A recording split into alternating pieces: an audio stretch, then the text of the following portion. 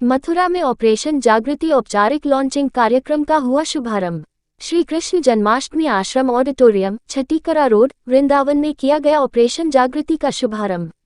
महिलाओं व बालिकाओं की सुरक्षा एवं उनसे संबंधित जागरूकता के लिए समुदाय स्तर पर सघन आउटरीच प्रोग्राम 1 नवंबर 2023 से आगरा जोन उत्तर प्रदेश पुलिस के नेतृत्व में किया गया। कार्यक्रम का संचालन वरिष्ठ पुलिस अधीक्षक शैलेश कुमार पांडे ने किया।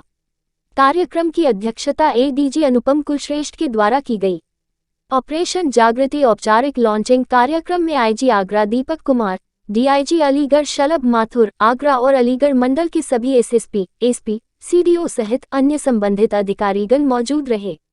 जिस तरह मिशन शक्ति अभियान पहले से उत्तर प्रदेश में चल रहा है, उसी के क्रम में आगरा जोन में ऑपरेशन जागृति का आयोजन किया गया।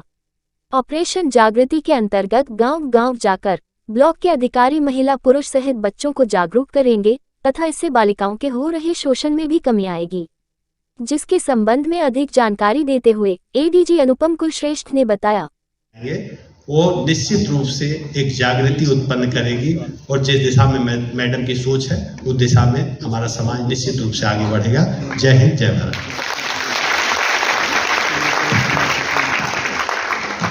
अभी हमारे मध्य उपस्थित हैं। कैसे आपने लगा कि इसकी जरूरत है ऑपरेशन जागृति की? जी देखिए, यहाँ प्रदेश में माननीय मुख्यमंत्री जी द्वारा महिला मिशन शक्ति का कार्यक्रम ऑलरेडी लॉन्च किया जा चुका है और उसी की श्रृंखला में जब मैंने आगरा जोन का कार्यभार संभाला तो मैंने कुछ ट्रेंड्स यहाँ पे क्राइम के ट्रेंड्स स्टडी करने का प्रयास किया और उसमें मैंने देखा कि महिला संबंधी जो अपराध है वो काफ़ी अग्रणी है, इन द सेंस कि यहाँ पे काफ़ी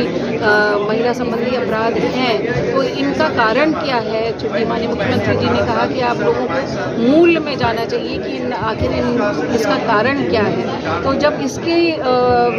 खोज करने का प्रयास किया तो देखिए कि 4 प्रकार के ट्रेंड्स हैं। एक तो जो मूल रूप से महिला संबंधी अपराधी हैं और जिसमें महिला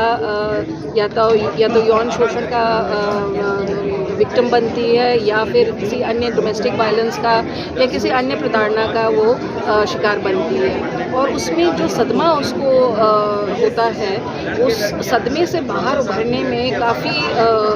दिक्कत होती है और इस ट्रॉमा से बाहर निकलने के लिए काउंसलिंग का बहुत बड़ा और अहम रोल होता है और इसी को एक उद्देश्य बनाते हुए कि किस तरह से हम जो हमारी ट्रॉमेटाइज्ड महिलाएं हैं, जो सेक्सुअल एक्सप्लॉयटेशन का शिकार बनी हैं, जो बलात्कार, शीलभंग, इन सब मामलों का शिकार बनी हैं, किस तरह से इस सदमे से बाहर निकालें और उनको मेन स्ट्रीम करें ताकि एक नॉर्मल ज़िंदगी जी सके। तो पहला तो ये मुद्दा था। दूसरा, मैंने देखा कि आखिर क्राइम इतना क्यों है महिलाओं के विरुद्ध, तो उसमें कई सारे ऐसे मुकदमे थे जो फॉल्सली रिपोर्टेड थे और वो मुकदमे मूल रूप से ज़मीनी विवाद थे या लैंड डिस्प्यूट्स थे या प्रॉपर्टी डिस्प्यूट्स थे या पारिवारिक विवाद थे और उसको संगीनता देने के लिए महिलाओं को ढाल बनाकर महिला संबंधी सेक्शंस को ऐड कर दिया जा रहा था और एफआईआर दर्ज की जा रही थी। तो इस प्रवृत्ति ये बहुत ही एक डेंजरस ट्रेंड है और इस प्रवृत्ति से निपटने के लिए मेरा ये मानना था कि हम संवाद के थ्रू, काउंसलिंग के थ्रू महिलाओं को समझाएं और समाज के लोगों को समझाएं कि आप महिलाओं को इस तरह की ढाल नहीं बना सकते हैं। और दूसरा कि लीगल रूप से भी जो फॉल्स रिपोर्टिंग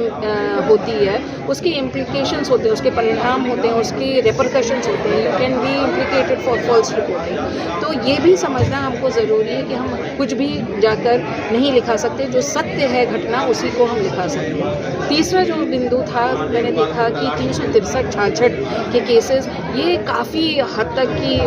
होते थे और आए दिन ये सुनने में मिलता था कि एक लड़की मतलब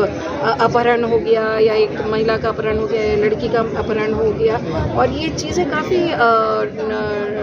डिस्ट्रेसिंग थी कि मतलब आखिर ऐसा क्यों हो रहा है, ये एक सामाजिक अपराध है और ये इस तरह से क्यों हो रहा है। तो इसको जब खोजा और इसमें अध्ययन किया तो पाया कि ये ग्रामीण क्षेत्रों में जहाँ ज़्यादा हो रहा है, जहाँ पर बच्चियों और बच्चों को माता पिता से संवाद करने का उतना अवसर प्राप्त नहीं हैं। माता पिता अभिभावक जो हैं वो संवाद में शायद नहीं विश्वास करते हैं और इसी कारण बच्चे बच्चियां एक्सट्रीम स्टेप लेके या तो इलोपमेंट कर लेते हैं या फिर जो है सुसाइड तक की नौबत आ जाती है। तो ऐसी स्थिति में बहुत ज़रूरी है कि हम न केवल अपनी बच्चियों को, बच्चों को और उनके अभिभावकों को यानी कि पेरेंट्स को, माता पिता को भी समझाएं और उनको संवाद के प्रति प्रेरित करें ताकि जो भी उनकी मन की स्थिति है, मनस्थिति है, वो अपने पेरेंट्स से वो बता सकें, पेरेंट्स उनको समझा सकें उनका क्या दायरा है ताकि वो यौन शोषण से बच सकें, इसके बारे में वो उनको एजुकेट कर सकें। तो जब तक कि हम पेरेंट्स को नहीं एजुकेट करेंगे वो अपने बच्चों को नहीं कर पाएंगे और हम सभी कम्युनिटी के सभी अंगों को इसीलिए हम टारगेट कर रहे हैं। इस संबंध में मैंने अपने आईजी आगरा रेंज से बात की और डीआईजी अलीगढ़ रेंज से बात की और मैंने बताया कि मेरे मन में इस तरह का है एक भाव और एक इस तरह का एक वो चल रहा है मेरे दिमाग में कि इसको किस तरह से निपटाया जाए या इस पे हम किस तरह से आगे प्रोसीड करें। उसके बाद मैंने डिविजनल कमिश्नर आगरा और डिविजनल कमिश्नर अलीगढ़ से भी बात की और फिर ये बात हमने सोची कि क्यों ना हम सब साथ मिलकर इसमें आगे बढ़ें और इसलिए प्रशासनिक विभाग सभी डीडीओज़ को नोडल अधिकारी बनाया गया जिनके अंदर सभी प्रकार के प्रशासनिक विभाग हैं जो ग्रामीण क्षेत्र के हैं, चाहे वो शिक्षा विभाग हो, चाहे वो ग्राम पंचायत विभाग हो, चाहे वो नेशनल रूरल मिशन का विभाग हो। तो सभी विभाग जो डीडीओज़ देख रहे हैं उनको नोडल अधिकारी बनाया गया। इधर हमारे सारे पुलिस अधीक्षक और उनके जो एडिशनल एसपीज़ हैं उनको नोडल ऑफिसर बनाया गया और महिला बीट कांस्टेबल तक की और वहाँ पर सेल्फ हेल्प ग्रुप तक की, एसएचजीज तक की, आंगनवाड़ी और एएनएम तक की, इन सबको जोड़ा गया है। इसके साथ साथ जो नॉन गवर्नमेंटल ऑर्गेनाइजेशन है, 13 नॉन गवर्नमेंटल ऑर्गेनाइजेशन जिनकी